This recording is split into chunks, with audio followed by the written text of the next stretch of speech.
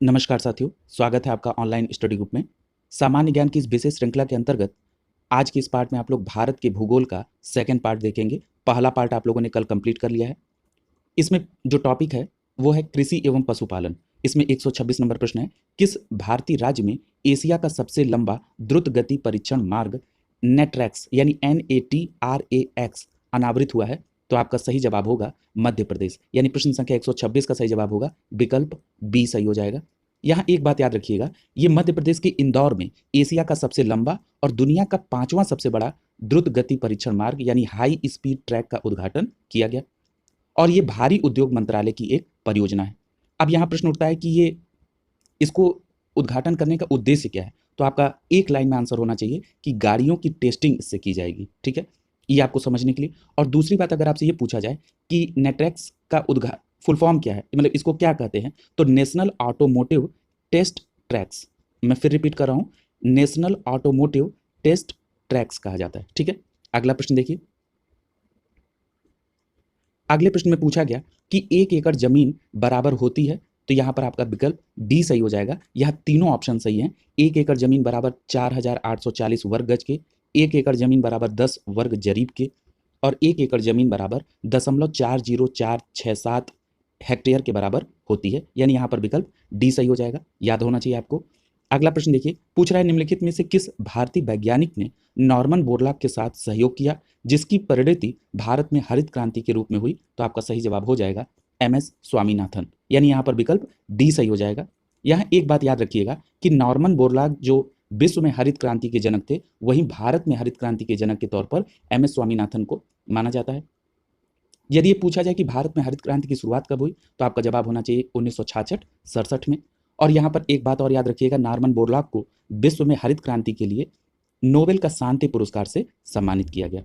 अगला प्रश्न देखिए, पूछ रहा है कि निम्नलिखित में से भारत का कौन सा राज्य चाय का सर्वाधिक प्रमुख उत्पादक है, जहां चाय का कुल उत्पादन भारत के उत्पादन के लगभग 3/4 भाग के समान है? तो आपका सही जवाब हो जाएगा विकल्प बी सही हो जाएगा, असम और पश्चिम बंगाल। ठीक है, यानी असम और पश्चिम बंगाल टोटल भारत के उत्पादन का 3/4 भाग उत्पादित करते हैं और पश्चिम बंगाल का दार्जिलिंग इलाका और असम इसमें सर्वाधिक उत्पादन करता है।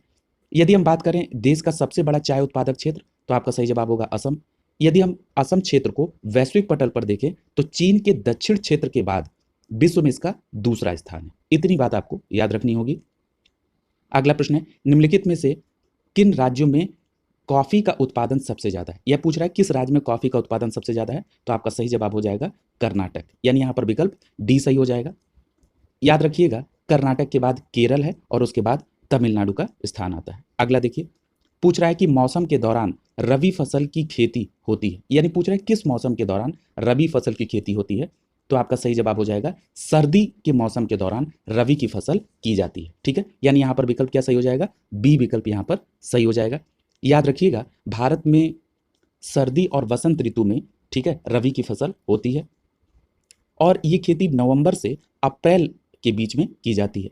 यदि हम बात करें रबी फसल के अंतर्गत कौन कौन सी फसल आती है, तो गेहूं, जौ, चना, मटर, आलू, सरसों, राई, मकई, सौंफ, मेथी, जीरा, अलसी। ठीक है, इन फसलों को भी आप याद रखेंगे।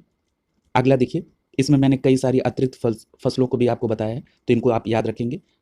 अगला देखिए, पूछ रहा है कि चावल निम्नलिखित में से किस राज्य के एक वाणिज्यिक फसल है? तो आपका सही जवाब क्या हो जाएगा? विकल्प डी सही हो जाएगा। चावल पंजाब में वाणिज्यिक फसल है, यानी यहाँ पर डी आंसर सही हो जाएगा। यहाँ एक बात याद रखिएगा आप कि भारत विश्व में चावल का दूसरा उत्पादक देश है। पहले नंबर पे कौन है? चीन है। यदि हम बात करें चावल के वाणिज्यिक फसल होने की, तो पंजाब के साथ साथ हरियाणा में भी चावल वाणिज्यिक फसल के तौर पर जानी जाती है और जो विकल्प में उड़ीसा दिया है, यहाँ चावल एक जीविका फसल के तौर पर है। ठीक है, यानी वाणिज्यिक फसल के तौर पर चावल कहाँ पर है? पंजाब और हरियाणा में। अगला देखिए, पूछ रहा है खेतों में मिलने वाली उपज के मामले में दुनिया भर में भारत का कौन सा स्थान है? तो याद रखिएगा, भारत का इसमें तीसरा स्थान है। ठीक है, यानी यहाँ पर विकल्प सी सही हो जाएगा आपका। ठीक है, और यहाँ एक बात और आपको याद होनी चाहिए। यदि मैं यहाँ पर एक प्रश्न बोलूँ, इसको जरा नोट डाउन कर लीजिएगा कि कुल उत्पादन में राज्यों का क्या योगदान है।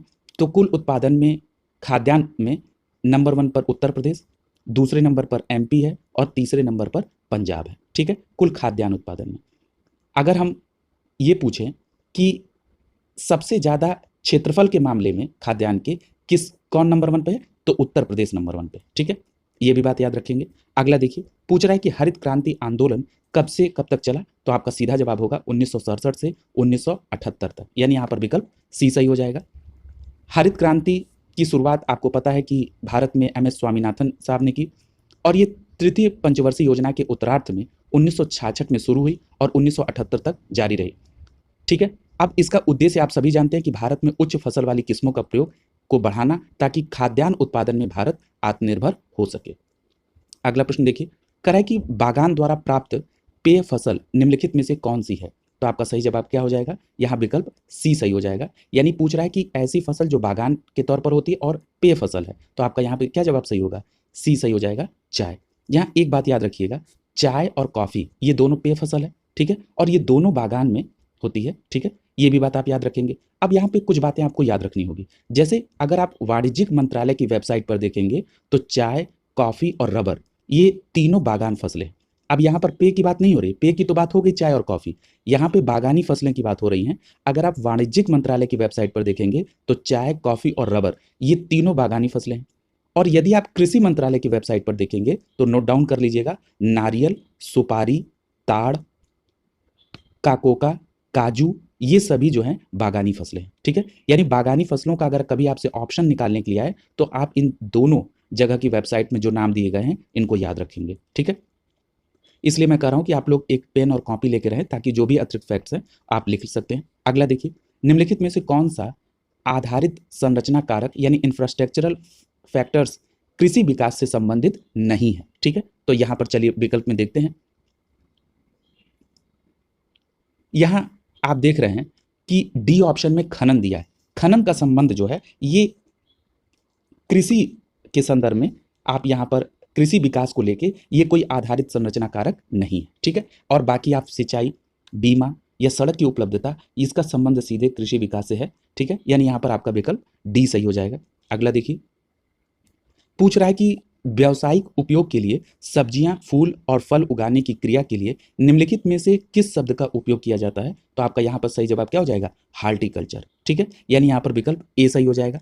अगर हम बात करें आर्बोरी कल्चर की, तो आर्बोरी कल्चर के अंतर्गत वृक्ष, झाड़ियां और सजावटी पौधों की खेती होती है। वहीं पीसी कल्चर के मामले में मछली पालन आता है, इसका अध्ययन, और वर्मी कल्चर केचुए पालन का अध्ययन कहलाता है, ठीक है। तो आप ये भी याद रखेंगे।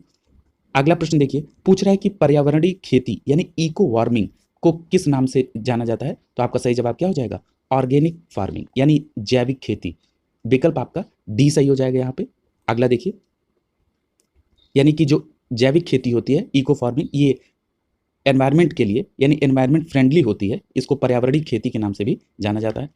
अगला प्रश्न है, सिंचाई के निम्नलिखित तरीकों में से किसे ट्रिंकल सिंचाई के रूप में जाना जाता है, तो आपका सही जवाब क्या हो जाएगा, विकल्प सी सही हो जाएगा। ड्रिप सिंचाई को ट्रिंकल सिंचाई के नाम से जाना जाता है, यहाँ पर विकल्प सी सही हो जाएगा। याद रखिएगा, इसमें जल की बूंदें धीमे धीमे फसल के जड़ क्षेत्र में और छोटी व्यास की प्लास्टिक पाइप के द्वारा प्रदान की जाती है। और एक और महत्वपूर्ण बात जो आपको याद रखना चाहिए कि इस सिंचाई का जो आविष्कार है वो इजराइल में किया गया था, ठीक है। और इस सिंचाई में बहुत कम मात्रा में पानी का उपयोग होता है, और साथ ही साथ जो वाष्पन या भूमि रिसाव से जो जल की हानि होती थी वो भी इसमें कम होगी, ठीक है। तो याद रखिएगा, ड्रिप सिंचाई जो है ये ट्रिंकल सिंचाई के रूप में जानी जाती है। अगला प्रश्न देखिए, पूछेगा निम्नलिखित में से कौन सी एक खरीफ फसल है, ठीक है। तो याद रखिएगा, आपको कल के बी पार्ट में फसलों के बारे में बताया गया था। यहाँ पर आपका विकल्प ए सही हो जाएगा, ठीक है। कपास जो है ये खरीफ की फसल है, ठीक है। यहाँ पर गेहूं, जौ, चना ये मैंने आपको रबी की फसल जब मैं अभी बता रहा था पिछले प्रश्न में, तो मैंने वहाँ पर जिक्र भी किया था। यहाँ पर विकल्प आपका ए सही हो जाएगा। यहाँ एक बात याद रखिएगा कि जो खरीफ की फसल है इसके लिए अधिक तापमान और आर्द्रता की आवश्यकता होती है, और पकते समय इसको शुष्क वातावरण की, यानी बोते समय इसको अधिक तापमान और आर्द्रता की और पकते समय शुष्क वातावरण की आवश्यकता होती है। यदि उत्तर भारत में इसके बोने का समय देखें तो जून जुलाई, और काटने का समय अक्टूबर नवंबर। यदि हम खरीफ फसल के अंतर्गत देखें तो चावल, मक्का, बाजरा, रागी, सोयाबीन, मूंगफली, कपास ये सभी फसलें आती हैं। अगला प्रश्न देखिए, पूछ रहा है कि निम्नलिखित में से कौन सा एक भारतीय कृषि की मुख्य विशेषता नहीं है, तो आपका सही जवाब क्या हो जाएगा, यहाँ पर विकल्प डी देखिए, इसमें औद्योगिक फसलों की प्रधानता है, ये बात गलत है। अब यहाँ पर एक बात याद रखिएगा, जो भारत में कृषि है वो एक निर्वाह कृषि के तौर पर देखी जाती है, ठीक है, यानी जीवन निर्वाह का एक साधन कि खाने पीने के लिए हो जाए, इसी के दृष्टिकोण सोच है भारतीय कृषि की। यानी भारतीय कृषि को एक वाणिज्यिक कृषि के तौर पर नहीं देखा जाता है, ठीक है। यही कारण है कि भारतीय कृषि में कृषक समस्या हमेशा से रही, ठीक है, ये एक अलग चर्चा का विषय है। यहाँ पर विकल्प आपका डी सही हो जाएगा। और मुख्य विशेषता में ये मानसून पर निर्भर है भारतीय कृषि, सही है। कृषि पर जनसंख्या का दबाव भी ज़्यादा है, ये भी बात सही है, यानी डी ऑप्शन सही होगा। यहाँ जरा भारतीय कृषि की कुछ अतिरिक्त विशेषताएं दी गई हैं, जरा उनको भी देख लीजिए। जैसे यहाँ पर जानवरों का महत्व है, यानी भारत में एक मिश्रित कृषि की अवधारणा है। फसलों की विविधता है, ये पॉजिटिव पॉइंट है। खाद्य फसलों की प्रधानता है, ठीक है, तो खाद्य फसलों की प्रधानता क्योंकि जीवन निर्वाह के तौर पर इसको देखा जाता है। अगला प्रश्न देखिए, पूछ रहा है कि एक प्रकार की खेती है जिसमें किसान अपने संसाधनों को एक जगह एकत्रित करते हैं और अपने संसाधनों के अनुपात में कृषि उत्पादों को वितरित करते हैं। तो आपका सही जवाब यहाँ क्या हो जाएगा, इसको कहते हैं सहकारी खेती यानी कोऑपरेटिव फार्मिंग, ठीक है, यानी यहाँ पर विकल्प डी सही हो जाएगा। समझ लीजिए कि ये जो सहकारी खेती है यानी कोऑपरेटिव फार्मिंग है, इसके अंतर्गत किसान क्या करते हैं, लाभ पाने के लिए वो एक सामूहिक खेती की अवधारणा पर कृषक अपनी भूमि, पूंजी और रकम को एकत्रित करते हैं और भूमि को इकाई मानकर, यानी सबकी भूमि को एक मानकर, ठीक है, और उसमें निर्वाचित प्रबंधन के निर्देशन में, यानी कि एक मैनेजमेंट के निर्देशन में संयुक्त रूप से कृषि करते हैं, ठीक है। और जब प्रश्न आता है लाभ के विभाजन का, तो कृषक को उनकी भूमि मूल्य और श्रम के अनुपात के आधार पर उनका लाभ दिया जाता है, ठीक है। यानी सहकारी खेती के अंतर्गत कई छोटे छोटे किसान अपना एक जगह खेत सामूहिक तौर पर उसमें प्रयास करते हैं, ठीक है। अगला देखिए, पूछ रहा है कि किसानों को अपनी कॉफी के लिए बेहतर मूल्य निर्धारण में मदद के लिए करने के लिए कॉफी बोर्ड ने निम्नलिखित में से किस नवीन मार्केट प्लेस ऐप की शुरुआत की थी। तो आपका सही जवाब क्या हो जाएगा, यहाँ पर विकल्प आपका ए सही हो जाएगा।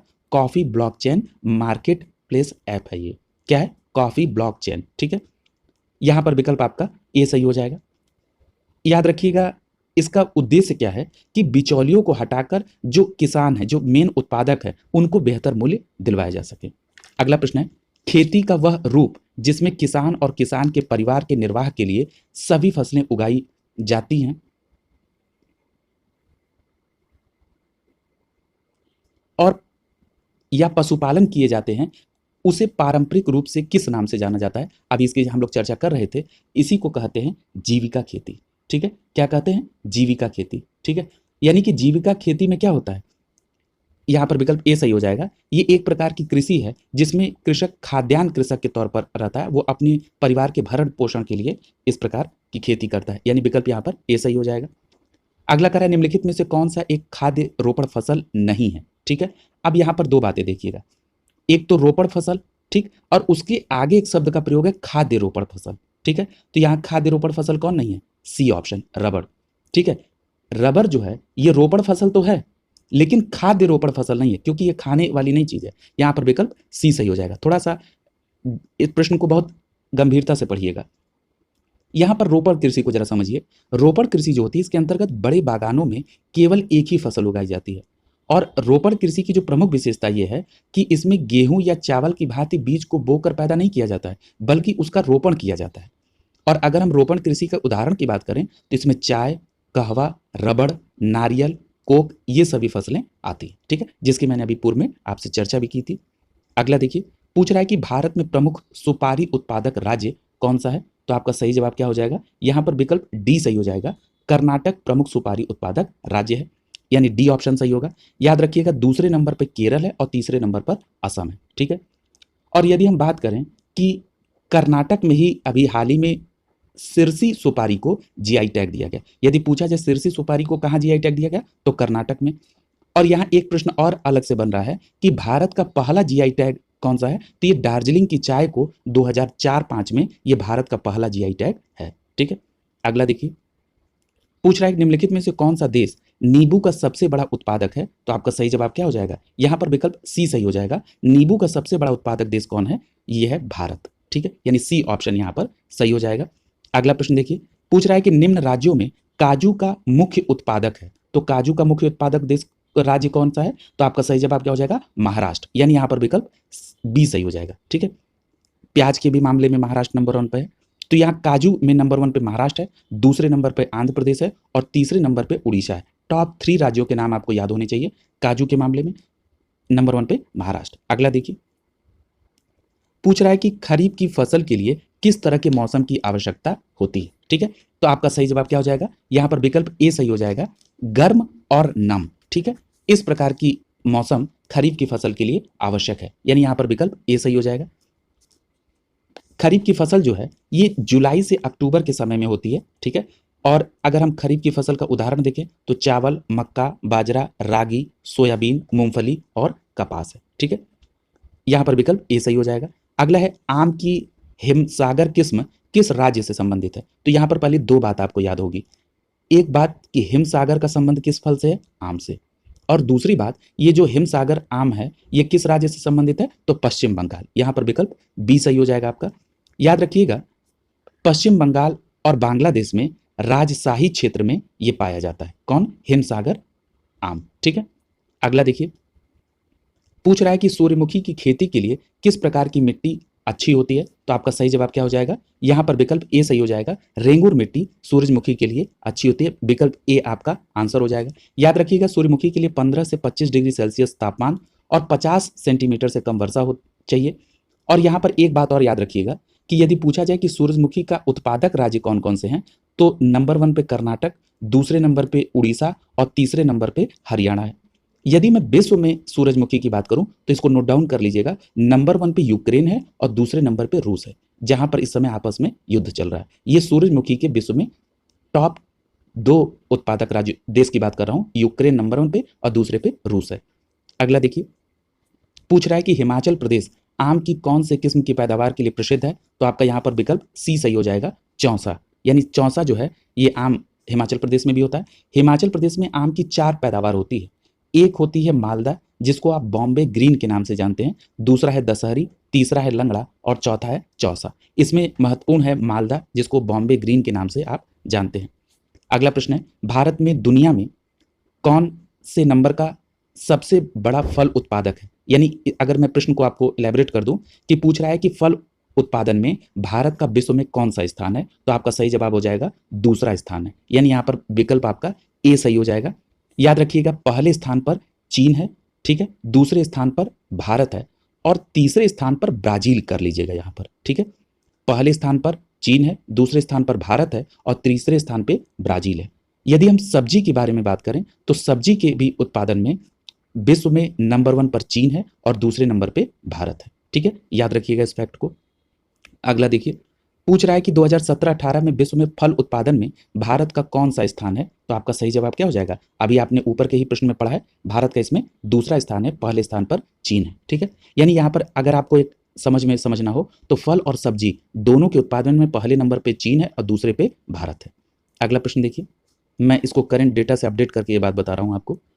अगला प्रश्न है, उत्तर प्रदेश में कृषि के लिए प्रयुक्त भूमि का प्रतिशत क्या है। तो यहाँ आपका विकल्प डी सही हो जाएगा, 68.7। ठीक है, यानी यहाँ पर विकल्प आपका डी सही हो जाएगा। अगला प्रश्न देखिए, और अगर हेक्टेयर में बात करें तो 165.98 लाख हेक्टेयर।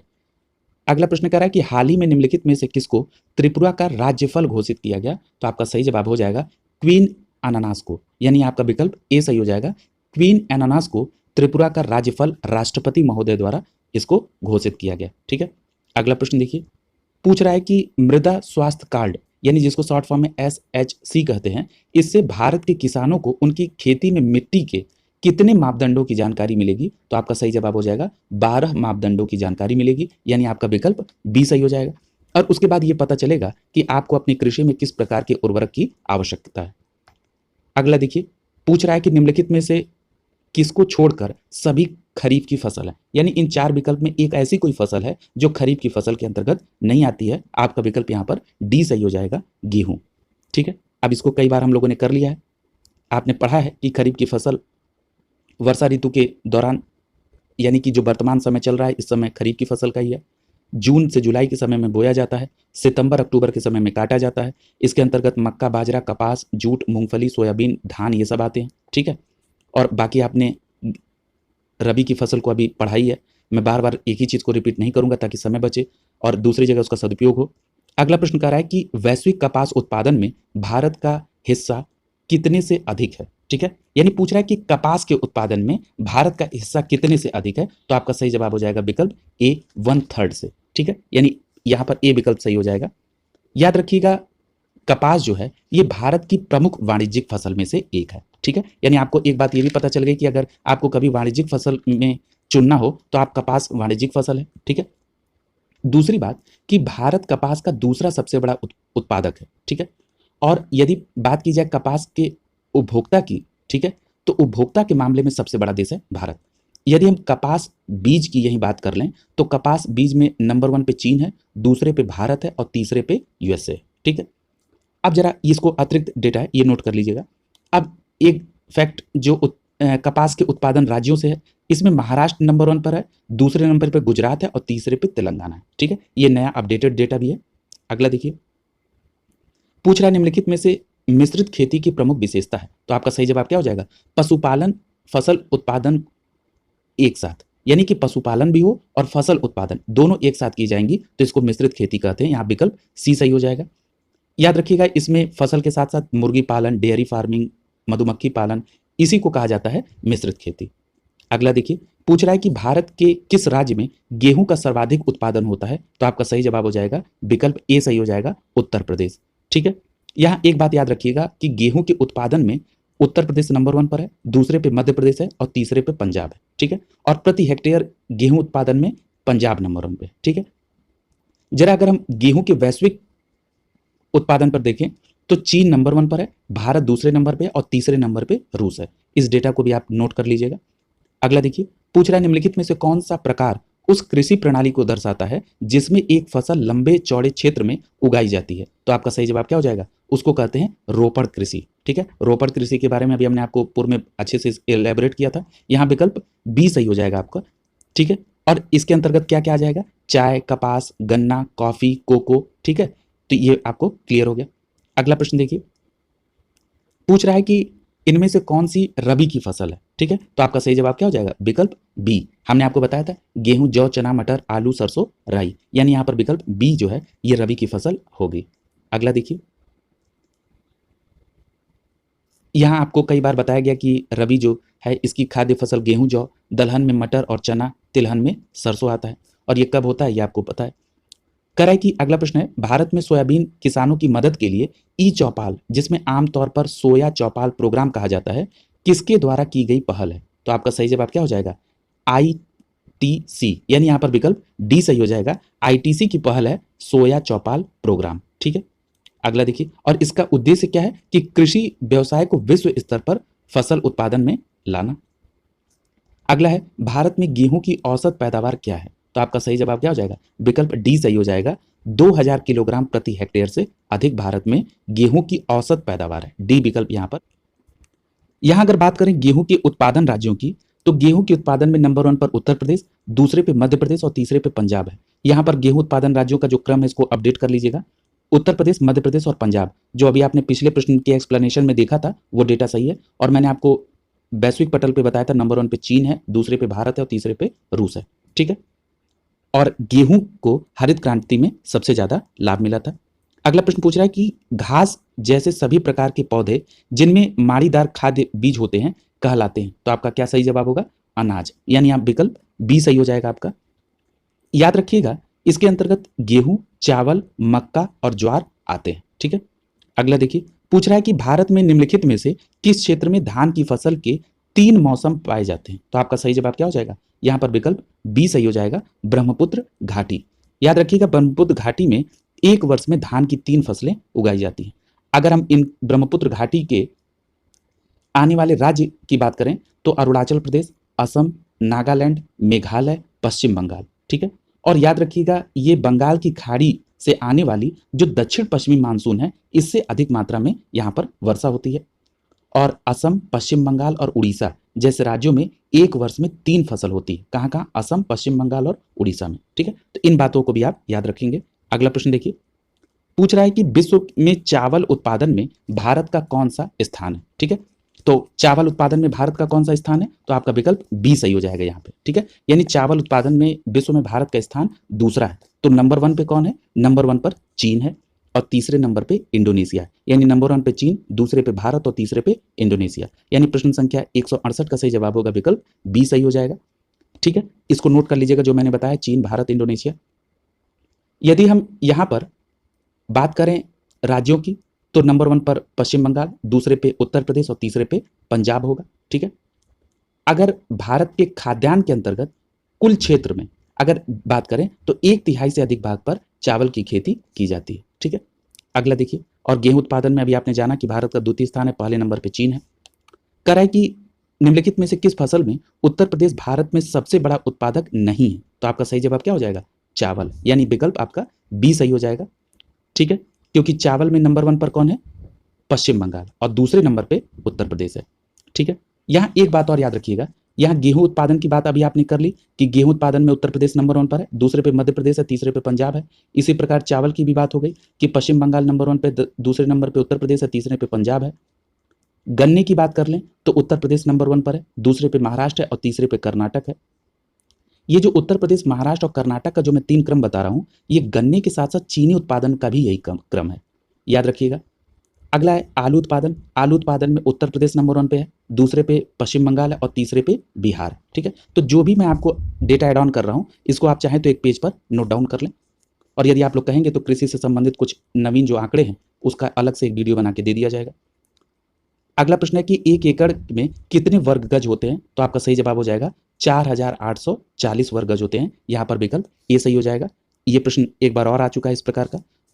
यहाँ पर आपने देखा कि 43,560 वर्ग फीट के बराबर होता है एक वर्ग एकड़। अगर हम बात करें मीटर स्क्वायर में तो 4046.98 मीटर स्क्वायर, और हेक्टेयर में देखें तो 0.4047 हेक्टेयर के बराबर होता है 1 एकड़, ठीक है। तो ये एकड़ संबंधित आंकड़े आपने पहले भी देखे हैं।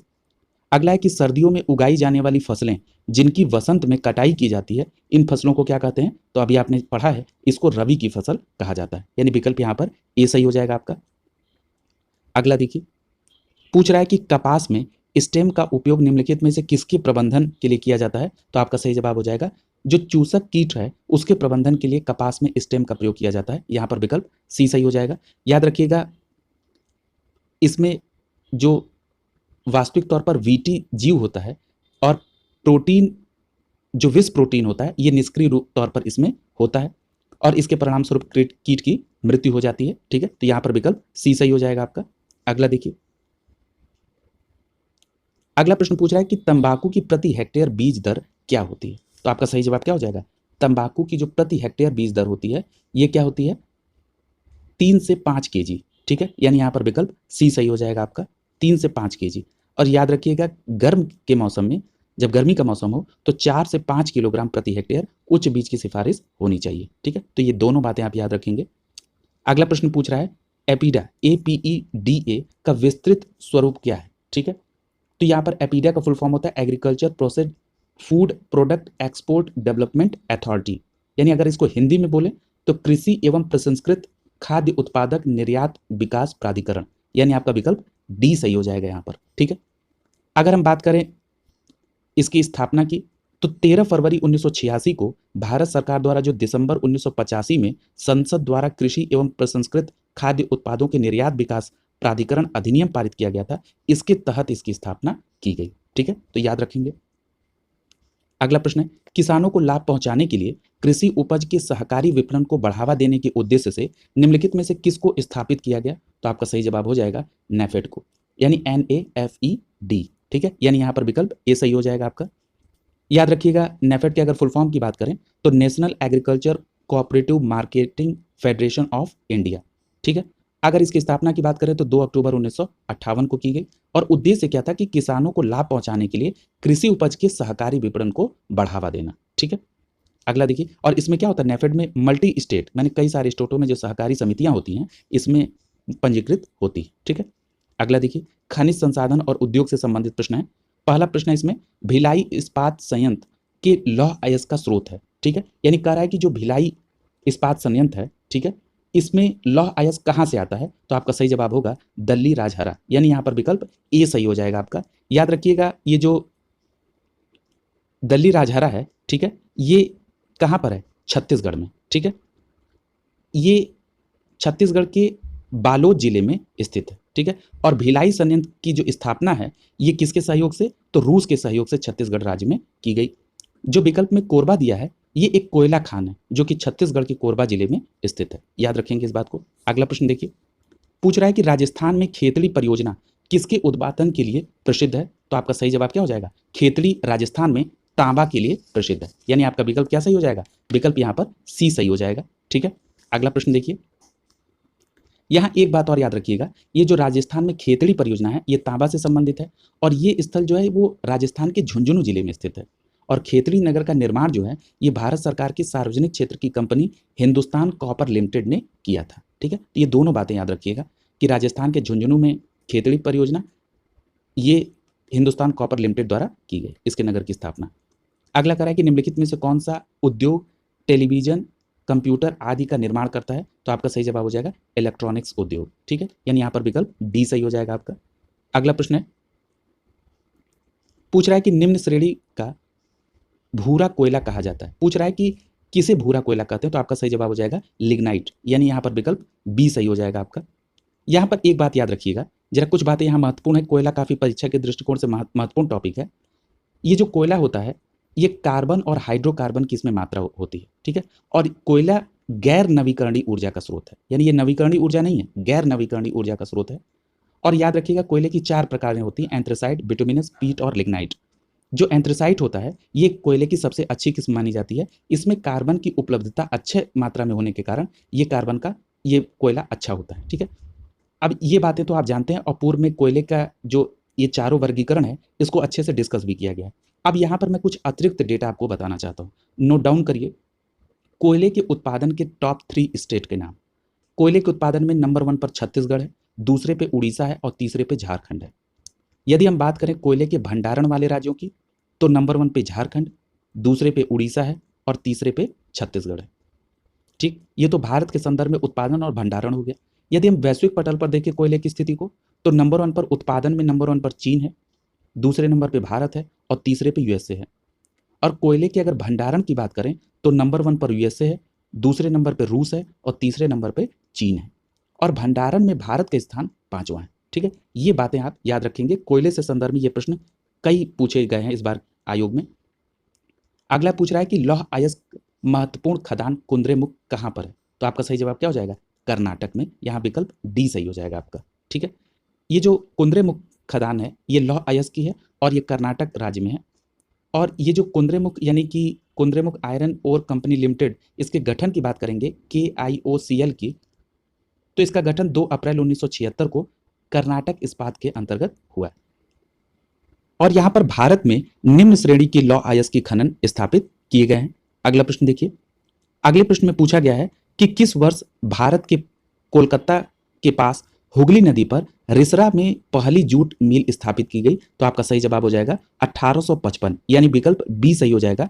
1855 में कोलकाता के पास हुगली नदी पर रिसरा में पहली जूट मिल स्थापित की गई। यदि आपसे पूछा जाए कि भारतीय जूट निगम की स्थापना कब हुई तो आपका जवाब होगा 1971 में। और याद रखिएगा जूट को सोने का रेशा के नाम से जाना जाता है। ये तीनों बातें आपको याद होनी चाहिए। अगला प्रश्न है, सीमेंट उत्पादन करने में भारत का विश्व में कौन सा स्थान है? तो आपका सही जवाब होगा सीमेंट उत्पादन में भारत का विश्व में दूसरा स्थान है, यहाँ पर विकल्प बी सही हो जाएगा। और पहला स्थान किसका है? पहले स्थान पर चीन है। अगला प्रश्न देखिए, दिसंबर 2018 तक उपलब्ध जानकारी के अनुसार किस राज्य में तांबा अयस्क का सबसे बड़ा भंडार है? तो आपका सही जवाब क्या हो जाएगा? विकल्प बी सही हो जाएगा आपका, ठीक है। यानी तांबा अयस्क के भंडार की अगर बात करेंगे तो राजस्थान नंबर 1 पे है, यहाँ विकल्प बी सही हो जाएगा। और यदि उत्पादन की बात करेंगे तो नंबर 1 पे मध्य प्रदेश है। ये बात आपको दोनों याद होनी चाहिए। अगला करा है कि वर्ष 2012 तक उपलब्ध जानकारी के अनुसार विश्व में बॉक्साइट का सबसे बड़ा उत्पादक देश कौन सा है? तो आपका सही जवाब क्या हो जाएगा? ऑस्ट्रेलिया। याद रखिएगा नए डेटा में भी ऑस्ट्रेलिया नंबर 1 पर है, ठीक है। ये सभी अपडेटेड है, यानी यहाँ पर विकल्प आपका सी सही हो जाएगा। यहाँ एक बात और याद रखिएगा, महत्वपूर्ण है, नोट कर लीजिएगा कि ऑस्ट्रेलिया नंबर 1 पर है, दूसरे नंबर पे गिनी है और तीसरे नंबर पे चीन है, ठीक है। ऑस्ट्रेलिया, गिनी और चीन। यदि हम यहाँ पर एक बात और करें कि भारत में बॉक्साइट के उत्पादन और भंडारण दोनों में नंबर 1 पर कौन है, तो आपका सीधा जवाब होगा उड़ीसा। ठीक है, इतनी बात आपको याद होनी चाहिए। अगला प्रश्न कह रहा है कि वर्ष 2014 तक उपलब्ध जानकारी के अनुसार निम्नलिखित में से कौन सा विश्व में टीन का अग्रणी उत्पादन देश है, तो आपका सही जवाब क्या हो जाएगा, यहाँ विकल्प ए सही हो जाएगा आपका, यानी चीन। ठीक है, अगला देखिए, अगला प्रश्न पूछ रहा है कि बालाघाट का मलंज खंड क्षेत्र और झुंझुनू का खेतड़ी सिंगना क्षेत्र किसके महत्वपूर्ण खनन का केंद्र है, तो आपका सही जवाब क्या हो जाएगा, अभी आपने पढ़ा है तांबा। ठीक है, यानी यहां पर विकल्प डी सही हो जाएगा। ठीक है, अगला देखिए, यहां पर आपको एक बात याद रखनी चाहिए, ये जो मलाज खंड है ये किस राज्य में है, तो ये मध्य प्रदेश में है। ठीक है, यानी मध्य प्रदेश में मलाज खंड जो है मध्य प्रदेश में है, और ये तांबे का भंडार है यहाँ पर। और ये आपको पता है कि खेतड़ी झुंझुनू जो है ये कहाँ पर है, ये राजस्थान में। ठीक है, और अगर हम बात करें तांबे के उत्पादन के वाले राज्य, तो उत्पादन के मामले में हमने आपको बताया कि मध्य प्रदेश नंबर 1 पे है, दूसरे पे राजस्थान और तीसरे पे झारखंड है। ठीक है, याद रखिएगा इस बात को। अगला देखिए, और तांबा जो है ये तीनों आग्नेय, अवसादी और रूपांतरित तीनों प्रकार की चट्टानों में पाया जाता है। अगला प्रश्न है, भारत का सबसे बड़ा तांबा कच्ची धातु उत्पादक राज्य कौन सा है, तो आपका सही जवाब क्या हो जाएगा, यहाँ पर विकल्प डी सही हो जाएगा। ठीक है, यानी मध्य प्रदेश यहाँ पर नंबर 1 पे है। अब यहाँ पर दूसरे नंबर पे कौन है, राजस्थान, और तीसरे पे कौन है, झारखंड। ठीक है, और भंडारण के मामले में हमने क्या बताया, नंबर 1 पर राजस्थान, मैं तांबे की बात कर रहा हूँ, नंबर 1 पे भंडारण में राजस्थान, दूसरे पे झारखंड और तीसरे पे मध्य प्रदेश। ये दोनों बातें आप यहाँ पर याद रखेंगे। यहाँ पर एक बात और याद रखिएगा कि यदि मैं विश्व में बात करूं तो विश्व में तांबे के यदि उत्पादन की बात की जाए तो नंबर 1 पर चिली है और दूसरे नंबर पे पेरू है। और यदि मैं तांबे के भंडारण की बात करूं तो नंबर 1 पर चिली है और दूसरे नंबर पे ऑस्ट्रेलिया है। ठीक है, यानी यहाँ पर आपने तांबे को भारत के दृष्टिकोण से भी और वैश्विक दृष्टिकोण से भी देख लिया। अगला प्रश्न पूछ रहा है, निम्नलिखित में से पुनः पूर्ति योग्य संसाधन कौन से हैं, तो आपका सही जवाब क्या हो जाएगा, यहाँ विकल्प बी सही हो जाएगा। सौर एवं पवन ऊर्जा ये क्या है, पुनः पूर्ति योग्य संसाधन है, यहाँ पे विकल्प बी सही हो जाएगा। पुनः पूर्ति का मतलब क्या हो गया, ये नवीकरणीय ऊर्जा के अंतर्गत आएंगे। ठीक है, और आपको पता है कि जो पवन ऊर्जा है ये कैसे जनरेट होती है, ये पवन चक्की के माध्यम से, और वायु की गतिज ऊर्जा जो है ये यांत्रिक ऊर्जा में परिवर्तित होती है, और यही यांत्रिक ऊर्जा को जनित्र की मदद से विद्युत ऊर्जा में परिवर्तित किया जाता है। ठीक है, आपने ये भौतिक विज्ञान में पढ़ा भी है। अगला प्रश्न है, आंध्र प्रदेश का निम्नलिखित में से कौन सा क्षेत्र सक्रिय रूप से पेट्रोलियम के उत्पादन से जुड़ा है, तो आपका सही जवाब क्या हो जाएगा, कृष्णा गोदावरी बेसिन, यानी यहाँ पर विकल्प बी सही हो जाएगा। याद रखिएगा, यदि मैं बात करूं भारत में प्रमुख पेट्रोलियम उत्पादक क्षेत्र की, तो असम का डिगबोई, मुंबई का बॉम्बे हाई, कृष्णा गोदावरी आंध्र प्रदेश का। ठीक है, तो ये प्रमुख जो है पेट्रोलियम उत्पादक हैं। ठीक है, तो ये याद रखिएगा यहाँ पर। अगला देखिए, पूछ रहा है कि निम्नलिखित में से भारत का कौन सा राज्य जूट निर्मित वस्तुओं की अधिकतम निर्यात करता है, तो आपका सही जवाब क्या हो जाएगा, यहाँ पर विकल्प सी सही हो जाएगा। पश्चिम बंगाल जूट निर्मित वस्तुओं का अधिकतम निर्यात करता है। यदि मैं आपसे ये पूछूं कि जूट उत्पादन करने वाले राज्यों का क्रम क्या है, तो आपका सही जवाब क्या होगा, नंबर 1 पे पश्चिम बंगाल, दूसरे पे बिहार और तीसरे पे असम। ठीक है, याद रखिएगा, नंबर 1 पे पश्चिम बंगाल, दूसरे पे बिहार और तीसरे पे असम।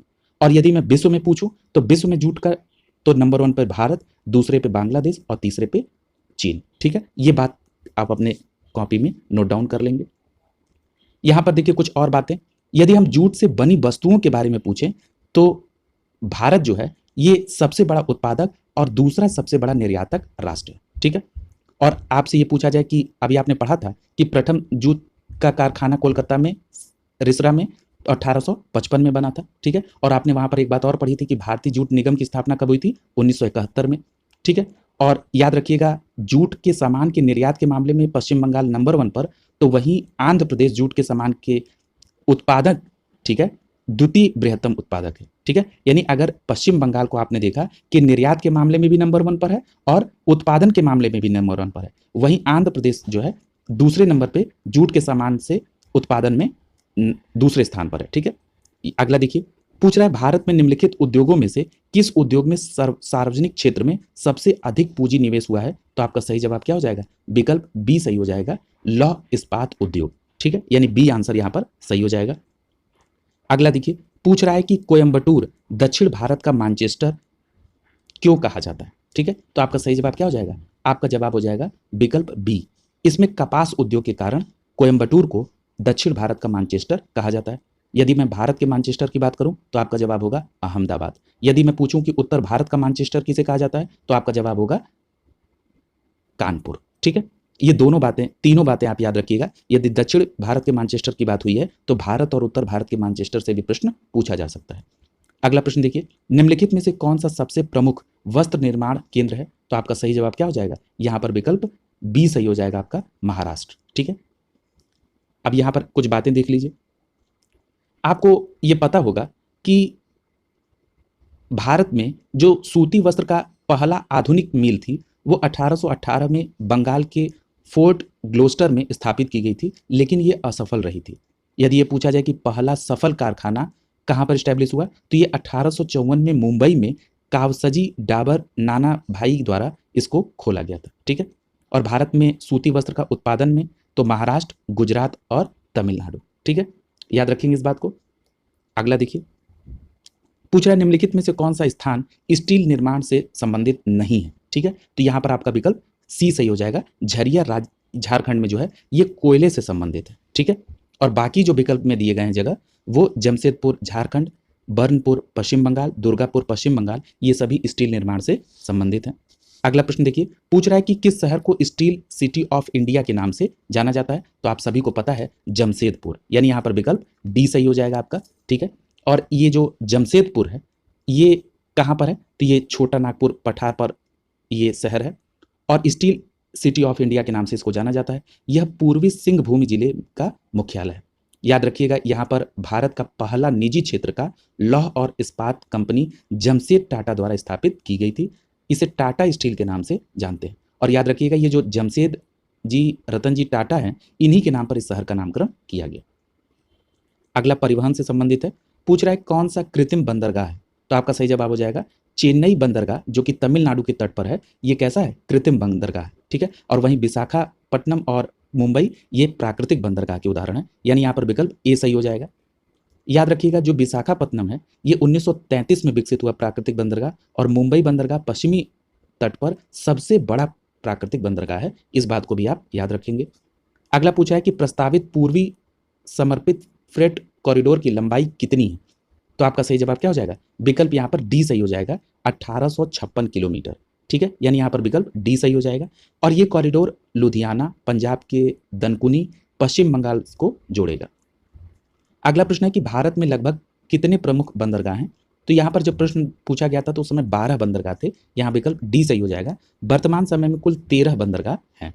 ठीक है, यानी भारत में कुल कितने प्रमुख बंदरगाह हैं? तो 13 बंदरगाह हैं। ठीक है, यहाँ पर एक चीज ध्यान दीजिएगा, कोलकाता पोर्ट के बाद कॉमा लगा दिया गया और लिखा गया वर्तमान नाम श्यामा प्रसाद मुखर्जी, उसके बाद पारादीप पोर्ट लिखा गया।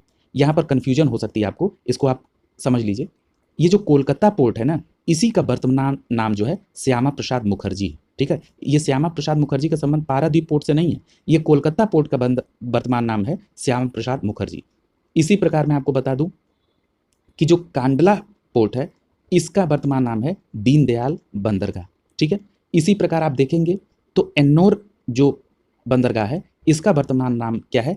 कामरा जार। ठीक है, ये तीनों बातें आप याद रखेंगे और यहाँ पर जो और बंदरगाह हैं उनके नाम यहाँ पर दिए गए हैं। और भारत का जो सबसे बड़ा और सर्वाधिक व्यस्त बंदरगाह है वो है मुंबई। ठीक है, यहाँ पर अगला देखिए, पूछ रहा है कि मार्मू गांव बंदरगाह भारत के किस राज्य में? तो आपका सही जवाब क्या होगा? विकल्प डी सही हो जाएगा। ये कहां पर है? गोवा में। ठीक है, और ये आपको पता है कि दक्षिण गोवा जिले के अंतर्गत आता है। और अगला प्रश्न पूछ रहा है कि निम्नलिखित में से कौन से दो दूरस्थ स्थित स्थान पूर्वी पश्चिमी गलियारे से जुड़े हैं? ठीक है, तो यहां पर आपको पता है कि सिलचर और पोरबंदर ये किसके अंतर्गत आते हैं? ये पूर्वी पश्चिमी गलियारे को जुड़े हैं। ठीक है, यानी यहाँ पर विकल्प सी सही हो जाएगा आपका। जिस प्रकार पूरब पश्चिम गलियारे में सिलचर जो कि असम में है और पोरबंदर गुजरात में है, इसी प्रकार उत्तर दक्षिण गलियारे की बात करें तो श्रीनगर से कन्याकुमारी तक जुड़ता है। और ये जो दो गलियारे हैं इनका जो क्रॉस पॉइंट है, ठीक है, यानी केंद्र बिंदु जो है वो है झांसी, उत्तर प्रदेश। ठीक है, तो ये दोनों बातें आप याद रखेंगे, पूरब पश्चिम भी और उत्तर दक्षिण भी। अगला प्रश्न है, प्रसिद्ध पीर पंजाल से रेलवे सुरंग कहाँ पर स्थित है? तो याद रखिएगा ये जम्मू कश्मीर में। आपका विकल्प बी सही हो जाएगा। ये जो पीर पंजाल रेलवे सुरंग है और इसके साथ ही साथ बनियाल काजीगुंड रेलवे सुरंग, ये कहाँ पर है? जम्मू कश्मीर में। और कितनी लंबाई है इसकी? 11.215। याद रखिएगा ये जम्मू बारामूला लाइन का हिस्सा है। अगला प्रश्न है, भारत का सर्वाधिक लंबा राष्ट्रीय राजमार्ग कौन सा है? तो आपका सही जवाब होगा NH44, यानी यहाँ पर विकल्प डी सही हो जाएगा। NH44 भारत का सर्वाधिक लंबा राजमार्ग है। ये राजमार्ग उत्तर प्रदेश से, उत्तर के श्रीनगर से लेके कन्याकुमारी तक है, ठीक है। और याद रखिएगा ये NH7 का ही भाग है, ठीक है। दोनों बातें आप याद रखेंगे। और दूसरी बात, अगर पूछा जाए कि इसकी कुल लंबाई कितनी है, तो ये 3745 किलोमीटर है, ठीक है। ये कहाँ से? उत्तर में श्रीनगर से लेके दक्षिण में कन्याकुमारी तक। यदि पूछा जाए NH2 की लंबाई, तो 1465 किलोमीटर, NH4 की लंबाई 1235 किलोमीटर, NH16 की लंबाई 1711 किलोमीटर। अगला प्रश्न है, भारत की सड़क प्रणाली का विश्व में कौन सा स्थान है? तो आपका सही जवाब हो जाएगा दूसरा, ठीक है, यानी यहाँ पर विकल्प ए सही हो जाएगा आपका। अगला देखिए, पूछ रहा है कि भारत के किस तटवर्ती शहर में सबसे लंबा समुद्री पुल अवस्थित है, ठीक है। तो आपका सही जवाब क्या हो जाएगा? यहाँ पर विकल्प सी सही हो जाएगा, ठीक है। यानी कि जो भारत में सबसे लंबा समुद्री पुल है, ये कहाँ पर है? राजीव गांधी सी लिंक, ठीक है, यानी यहाँ पर विकल्प सी सही हो जाएगा आपका। 8 लेन का, ठीक है, निर्मित यह पुल बांद्रा को मुंबई के पश्चिमी और दक्षिणी वर्ली उपनगरों से जोड़ता है, ठीक है। तो यहाँ पर विकल्प क्या सही हो जाएगा? सी सही हो जाएगा आपका, ठीक है। एक बात याद रखिएगा, चूंकि ये बांद्रा और वर्ली जोड़ता है, इसलिए कहा गया इसको बांदा वर्ली सी लिंक इसको कहा जाता है। और इसकी लंबाई कितनी है? 5.6 किलोमीटर, ठीक है। और यदि देखा जाए विश्व का सबसे लंबा समुद्री पुल, तो आपका जवाब होगा हांगकांग चुहाई मकाऊ पुल, जो कहाँ पर है? चीन में, ठीक है। और भारत का तटवर्ती शहर में जो सबसे लंबा समुद्री पुल है वो कहाँ है? मुंबई में, ठीक है, याद रखिएगा। अगला देखिए, पूछ रहा है कि भारत में नदी पर बना सबसे लंबा पुल कौन सा है? तो आपका सही जवाब क्या हो जाएगा? यहाँ विकल्प में आप देख रहे हैं महात्मा गांधी सेतु जो गंगा नदी पर बना है, ये यहाँ ऑप्शन में सही डी आंसर हो जाएगा। लेकिन अगर पूछा जाए कि वर्तमान में कौन सा है, तो ब्रह्मपुत्र नदी पर जो भूपेंद्र हजारिका सेतु है, जिसको ढोला सदिया पुल भी कहते हैं, ये सबसे बड़ा भारत का नदी पुल है। इसकी लंबाई 9.50 है, ठीक है। और ये सेतु असम और अरुणाचल प्रदेश को आपस में जोड़ता है। तो ये बात भी आप याद रखें। अगला प्रश्न है, गतिमान एक्सप्रेस एक सेमी हाई स्पीड ट्रेन है जो नई दिल्ली और आगरा के बीच अधिकतम कितने किलोमीटर प्रति घंटे की गति से चलती है? तो आपका सही जवाब हो जाएगा 160 किलोमीटर अधिकतम गति से ये चलती है, 160 किलोमीटर प्रति घंटा, यानी विकल्प यहाँ पर डी सही हो जाएगा आपका। ये एक भारत की पहली सेमी हाई स्पीड ट्रेन थी जिसका नाम था गतिमान एक्सप्रेस, जो नई दिल्ली से आगरा के बीच चली। अगला प्रश्न है, श्री रामायण एक्सप्रेस के भारत खंड के लिए यात्रा की अवधि कितने दिनों की थी? तो ये उस समय का प्रश्न था, ये 16 दिनों की अवधि थी, यहां पर विकल्प सी सही हो जाएगा आपका। अगला देखिए, पूछ रहा है कि दिल्ली मेट्रो को अपनी प्रथम ड्राइवर रहित रेलगाड़ी किस देश से प्राप्त हुई थी? तो आपका सही जवाब हो जाएगा दक्षिण कोरिया से प्राप्त हुई थी, यानी यहां पर विकल्प बी सही हो जाएगा आपका, ठीक है। और इसका उद्घाटन 5 जून 2015 को किया गया था। अगला प्रश्न देखिए, पूछ रहा है कि पाक्योंग के उद्घाटन से पहले सिक्किम राज्य की राजधानी गंगटोक का निकटतम हवाई अड्डा कौन सा था? तो आपका विकल्प क्या सही हो जाएगा? बागडोगरा, ठीक है। और ये जो बागडोगरा हवाई अड्डा है ये पश्चिम बंगाल में, ठीक है। और ये गंगटोक से 123 किलोमीटर दूर है। अब ये जो पाक्योंग में जो हवाई अड्डा बन गया, ये कितना दूर है गंगटोक से? ये 34 किलोमीटर है। आपको मैं बता दूं, जो मैं गंगटोक का नाम ले रहा हूं, ये किसकी राजधानी है? सिक्किम की राजधानी है गंगटोक, यानी आपका यहां पर सही विकल्प क्या हो जाएगा? ए हो जाएगा, बागडोगरा, ठीक है। अगला देखिए, अगला प्रश्न है, भारत में कितने अंतर्राष्ट्रीय हवाई अड्डे हैं? तो आपका सही जवाब क्या हो जाएगा? यहां पर प्रश्न में 17 थे, ठीक है, यहां ए ऑप्शन सही होगा, लेकिन वर्तमान में अंतर्राष्ट्रीय हवाई अड्डों की संख्या 34 है, ठीक है। अगला प्रश्न देखिए, CSIR राष्ट्रीय एरोस्पेस प्रयोगशाला द्वारा किस नाम से भारत के स्वदेशी हल्के परिवहन विमान का डिजाइन और विकास किया गया? तो आपका सही जवाब क्या हो जाएगा? विकल्प बी सही हो जाएगा, सारस, ठीक है, यानी यहां पर सारस आपका सही आंसर हो जाएगा। अगला देखिए, अगला प्रश्न है, अबतानी जनजातियां निम्नलिखित में से किस राज्य के मूल निवासी हैं? तो आपका सही जवाब क्या हो जाएगा? यहां पर आपका आंसर हो जाएगा बी, अरुणाचल प्रदेश, यानी अरुणाचल प्रदेश में अबतानिया जनजातियां रहती हैं, ठीक है। और इनकी भाषा क्या है? अबतानी भाषा है, ठीक है। याद रखिएगा, ये सूर्य और चंद्रमा की पूजा करते हैं, ठीक है। ये इतनी बातें आपको याद रखनी होगी। जनजातियों से भी प्रश्न आपके यहाँ पूछे जाते हैं, तो इसको आप याद रखेंगे।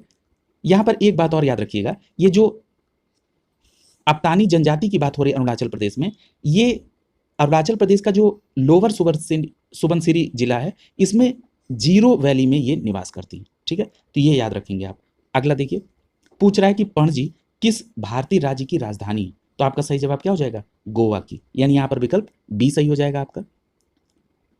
यहां पर एक बात और याद रखिएगा कि गोवा में 1961 ईस्वी तक पुर्तगाली शासन था। उसके बाद 1987 तक केंद्र शासित प्रदेश रहा गोवा, और बाद में इसको पूर्ण राज्य का दर्जा मिला। अगला प्रश्न है, महनसर, डूंगरपुर और चुरू और साथ ही साथ नारलाई शहर, ये भारत के किस राज्य में है? तो आपका सही जवाब क्या हो जाएगा? राजस्थान में, यानी राजस्थान में महनसर, डूंगरपुर और चुरू और नारलाई शहर स्थित है, यानी आपका विकल्प यहाँ पर सी सही हो जाएगा। अगला पूछ रहा है कि पोर्ट ब्लेयर किसकी राजधानी है? तो आपका सही जवाब क्या हो जाएगा? विकल्प यहाँ पर ए सही हो जाएगा। अंडमान निकोबार द्वीप समूह की राजधानी क्या है? Port Blair. एक बात याद रखिएगा, ये जो दक्षिणी अंडमान द्वीप है, इसके पूर्वी तट पर ये स्थित है। और यदि हम अंडमान निकोबार द्वीप समूह की केंद्र शासित प्रदेश में यदि स्थिति को देखें, तो ये तीसरा सबसे बड़ा केंद्र शासित प्रदेश है। आपको मैंने कल बताया था कि नंबर 1 पे लद्दाख है, दूसरे नंबर पे जम्मू कश्मीर है और तीसरे नंबर पे अंडमान निकोबार है। अगला देखिए, पूछ रहा है कि इनमें से कौन सा भारत का सबसे पहला और एकमात्र केंद्र शासित प्रदेश है जहां सारा कामकाज पूर्णतया सौर ऊर्जा से संचालित होता है? तो आपका सही जवाब हो जाएगा विकल्प डी, दीव में। ठीक है, ये 2018 से 100% सौर ऊर्जा संचालित देश का पहला केंद्र शासित बन गया था। कौन? दीव। ठीक है, याद रखिएगा। अगला देखिए,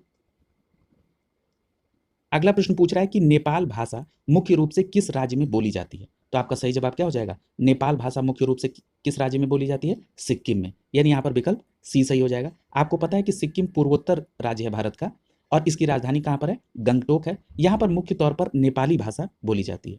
यहाँ एक बात और याद रखिएगा कि सिक्किम के लोग मुख्य तौर पर नेपाली भाषा बोलते हैं। इसके साथ ही साथ वहाँ पर आधिकारिक तौर पर अंग्रेजी, लेप्चा, भूटिया, लिंबू और हिंदी भाषा का भी उपयोग होता है, और वहां पर प्रमुख तौर पर हिंदू और बौद्ध धर्म से जुड़े लोग रहते हैं।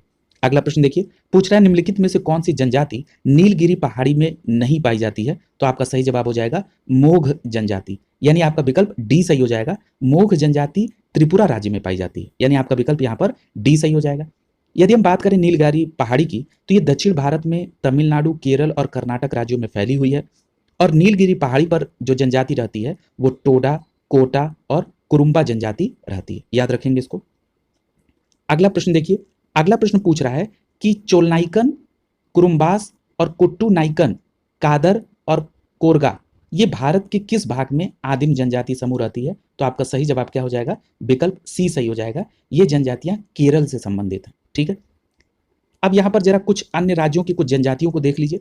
जैसे आंध्र प्रदेश की बात करेंगे तो लंबाडा, गोंड जनजाति, चेंचू और बंजारा। अगर हम बात करें अंडमान निकोबार की, तो यहाँ पे ओंजे, जारवा और सेंटलीज, ये प्रमुख जनजातियां। इसके अलावा अंडमानी और निकोबारी, ये तो आप नाम से भी समझ लेंगे, लेकिन ओंजे, जारवा और सेंटलीज ये अंडमान निकोबार की जनजातियां आपको याद होनी चाहिए। अगला है ओडिशा। ओडिशा में भुइया, गोंड, खरिया, कोल, ओरांव और संथाल जनजाति उड़ीसा में पाई जाती है। याद रखिएगा, ये महत्वपूर्ण राज्य हैं। अगला है भूटिया जनजाति, जो अपनी पारंपरिक भव्यता, कला और पाक शैली के लिए व्यापक रूप से जानी जाती है, किस राज्य में पाई जाती है? तो आपका सही जवाब हो जाएगा सिक्किम में, यानी आपका विकल्प ए सही हो जाएगा। याद रखिएगा, जिस भूटिया जनजाति की बात हो रही है, ये अपनी पारंपरिक भव्यता, कला, पाक शैली के साथ साथ ये ऋतु प्रवास के लिए भी जानी जाती है। ठीक है, यानी आपका विकल्प यहाँ पे क्या सही हो जाएगा? ए सही हो जाएगा, सिक्किम में। यदि हम बात करें सिक्किम राज्य की, तो ये तो सिक्किम राज्य में आपने भूटिया जनजाति को देख लिया।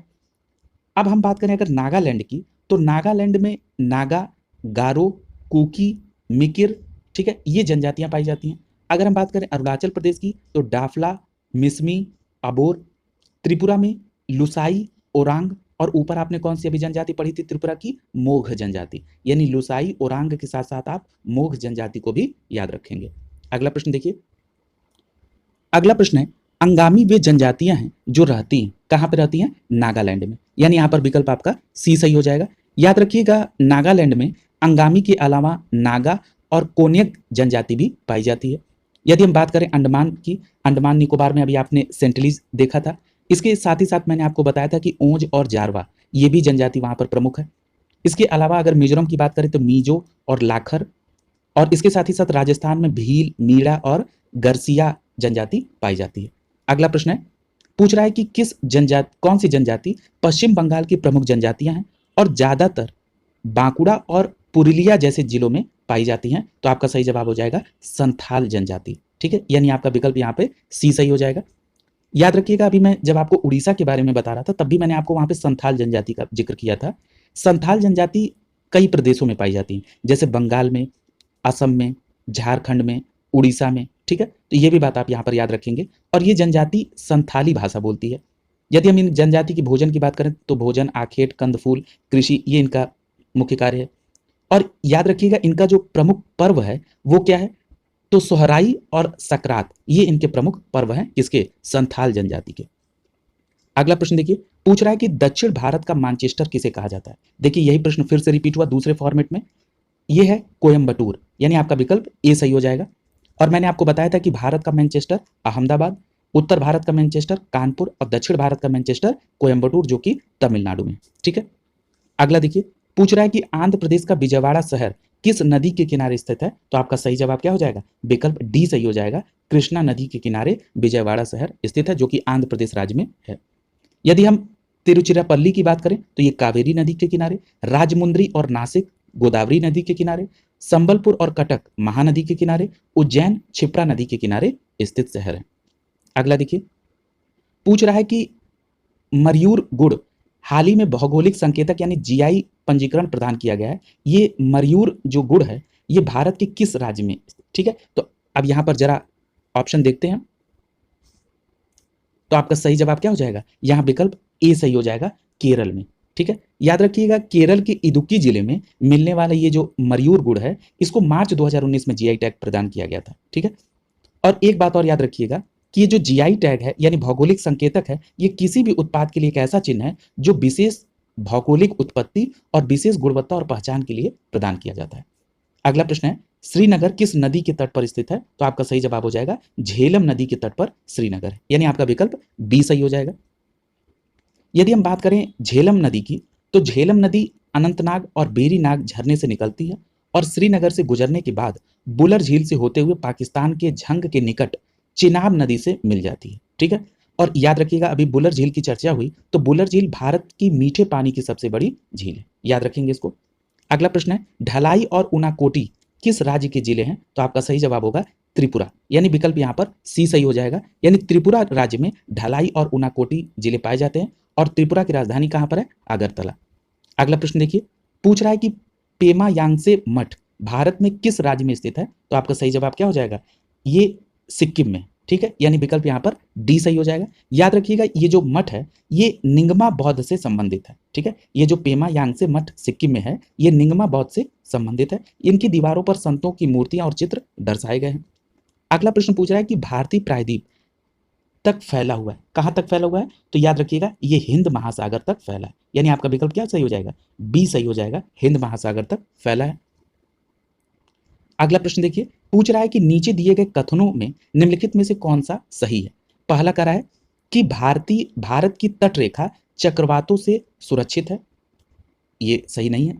अगला कह रहा है कि ग्रीष्म ऋतु में पवन भूमि से महासागर की ओर बढ़ती है, ये भी कथन सही नहीं है। अगला प्रश्न है, अगला ऑप्शन है कि एक अति उच्च दाब प्रणाली द्वारा उसके आसपास घूमती अति उच्च गति की पवनों के साथ एक चक्रवात का निर्माण होता है, यह भी कथन सही नहीं है। अगला है शीत ऋतु में पवन भूमि से महासागर की ओर चलती है, यह ऑप्शन सही है।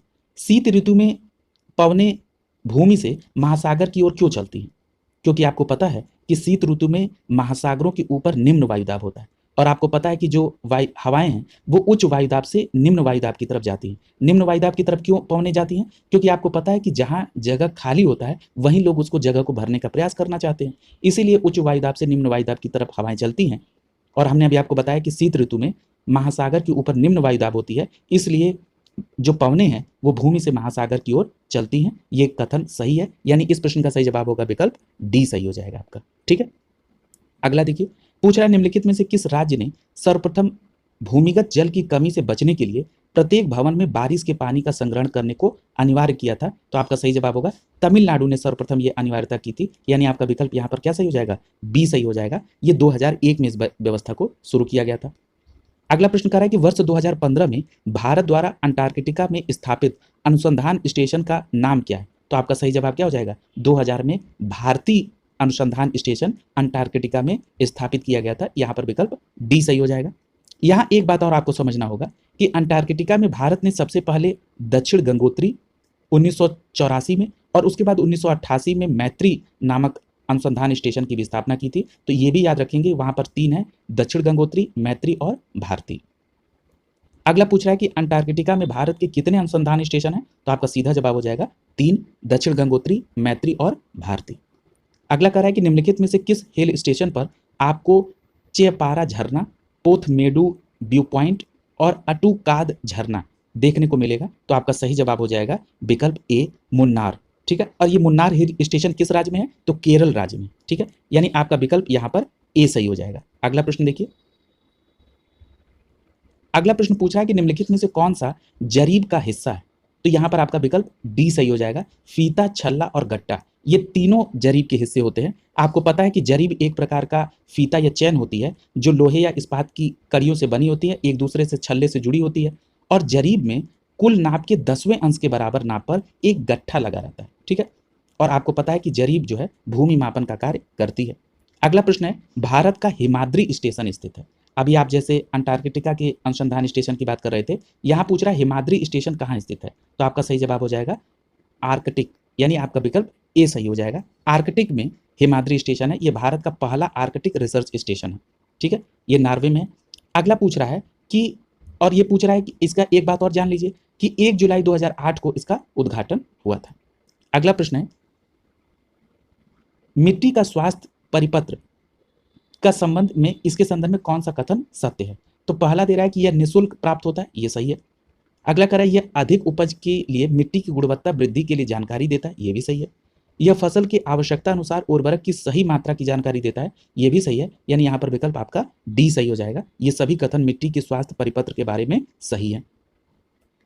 अगला देखिए, आपको पता है कि इस योजना की शुरुआत प्रधानमंत्री ने राजस्थान से की थी। अगला प्रश्न है, भारतीय दलहन अनुसंधान संस्थान कहाँ पर है? तो आपका सही जवाब क्या हो जाएगा? कानपुर में, यानी आपका विकल्प सी सही हो जाएगा।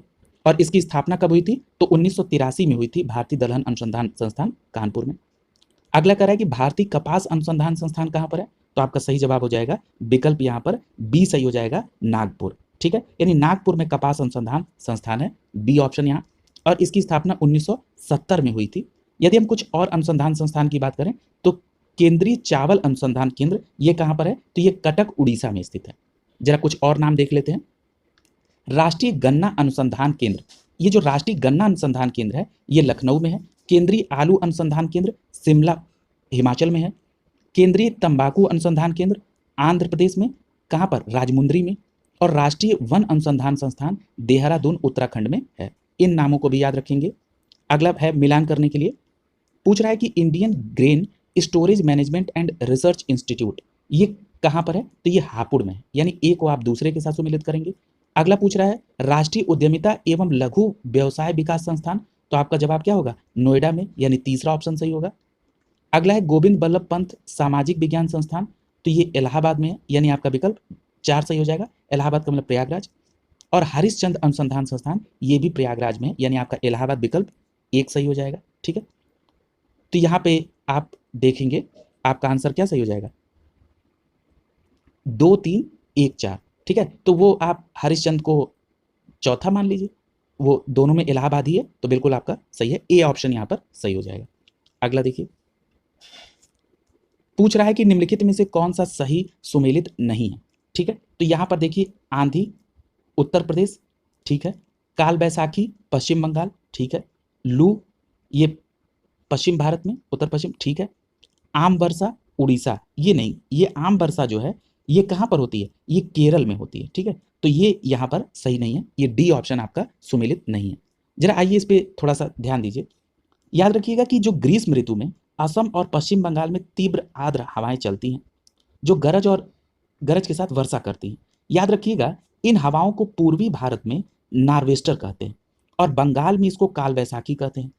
कर्नाटक की बात करेंगे तो इसको चेरी ब्लॉसम कहते हैं या कॉफ़ी वर्षा भी कहा जाता है इसको, जो कॉफ़ी की खेती के लिए काफ़ी लाभदायक है और आम की फसल के लिए लाभदायक होता है। इस कारण दक्षिण भारत में केरल में इसको आम्र वर्षा कहा जाता है, जो आपके प्रश्न में पूछा गया था। और उत्तर पश्चिम में शुष्क भागों में ग्रीष्म ऋतु में जो चलने वाली गर्म हवाएं होती हैं उनको लू कहा जाता है। ठीक है। और अगर हम वर्षा ऋतु में उत्तर पश्चिम भारत और पाकिस्तान के उष्ण दाब क्षेत्र में जो बनते उनको कहा जाता है मानसून गर्त। ठीक है, तो ये भी बात आप याद रखेंगे। अगला प्रश्न पूछ रहा है कि किस स्थान की आर्द्रता जानने के लिए निम्नलिखित में से किसका प्रयोग होता है। तो आपका सही जवाब क्या हो जाएगा, आर्द्रता जानने के लिए हाइग्रोमीटर, यानी आपका विकल्प ए सही हो जाएगा, हाइग्रोमीटर का प्रयोग किया जाता है। अगर हम बात करें जो विकल्प में पायरोमीटर दिया है तो ये किसके लिए होता है, तो ये तापमान मापने के लिए।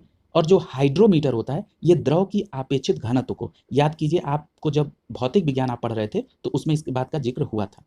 यदि हम बात करें पेरिस्कोप की तो ये पनडुब्बी के में उपयोग किया जाता है। ये उपकरण इसके सहायता से पानी में जो डूबे हुए या पानी की सतह पर जो वस्तु हैं उनको देखा जाता है। ठीक है, तो ये आपने देखा। अगला प्रश्न है, भारत के राष्ट्रीय सर्वेक्षण और मानचित्रीकरण संगठन को विज्ञान प्रौद्योगिकी विभाग के तहत कब स्थापित किया गया था। तो आपका सही जवाब होगा 1767 में। ठीक है, कब हुआ था, 1767 यानी 1767 को, यानी विकल्प आपका सी सही हो जाएगा। यानी कि 1767 को भारत के राष्ट्रीय सर्वेक्षण और मानचित्रण संगठन को भारत और विज्ञान और प्रौद्योगिकी विभाग के तहत स्थापित किया गया था। ठीक है, यानी आपका विकल्प यहाँ पे सी सही हो जाएगा। याद रखिएगा इसका मुख्यालय देहरादून उत्तराखंड में। ठीक है, और ये काम क्या करता है भारतीय सर्वेक्षण विभाग, ये स्थलाकृत भौगोलिक या अन्य सार्वजनिक श्रृंखला के मानचित्र या डेटा उत्पादन और रखरखाव का काम करता है। अगला प्रश्न पूछा जा रहा है कि सर्वे मैप 45D/7 के अंतर्गत कौन सा राज्य आता है। तो आपका सही जवाब क्या हो जाएगा, इसके अंतर्गत गुजरात और राजस्थान आता है, यानी आपका विकल्प यहाँ पे सी सही हो जाएगा। अगला कह रहा है कि टी बोर्ड ऑफ इंडिया का मुख्यालय कहाँ पर है। तो आपका सही जवाब हो जाएगा कोलकाता में, यानी आपका विकल्प क्या सही हो जाएगा, सी विकल्प यहाँ पे सही हो जाएगा। याद रखिएगा इसकी स्थापना 1 अप्रैल 1954 को हुई थी, tea board of India Kolkata. अगला पूछ रहा है कि हरिश्चंद्र अनुसंधान संस्थान, तो अभी आपने ऊपर पढ़ा था कि हरिश्चंद्र अनुसंधान संस्थान इलाहाबाद प्रयागराज में है। इसके साथ ही साथ आपने याद रखिए पढ़ा था गोविंद बल्लभ पंत सामाजिक विज्ञान संस्थान, ये भी कहाँ पर है, प्रयागराज में ही है। ठीक है, तो ये दोनों याद रखेंगे, यहाँ पर विकल्प डी सही हो जाएगा आपका। अगला देखिए, यहीं पर आपका भारत का भूगोल कंप्लीट हो जाता है। ये दोनों पार्ट में आपका भारत का भूगोल कंप्लीट करा दिया गया। कल आपका भारतीय इतिहास शुरू हो जाएगा। ठीक है, कल हम लोग प्राचीन इतिहास से शुरू करेंगे और फिर 1 बाय 1 मॉडर्न हिस्ट्री को कंप्लीट करेंगे। उसके बाद आपका बचेगा पार्ट अर्थशास्त्र का, और अर्थशास्त्र कंप्लीट होने के बाद सामान्य ज्ञान का पोर्शन कंप्लीट हो जाएगा। उसके बाद हम लोग हिंदी शुरू करेंगे। आप लोग अपनी तैयारी को सतत जारी रखें। ऑनलाइन स्टडी ग्रुप आपकी सफलता के लिए हर संभव प्रयास करेगा। शुभकामनाओं के साथ आप सभी का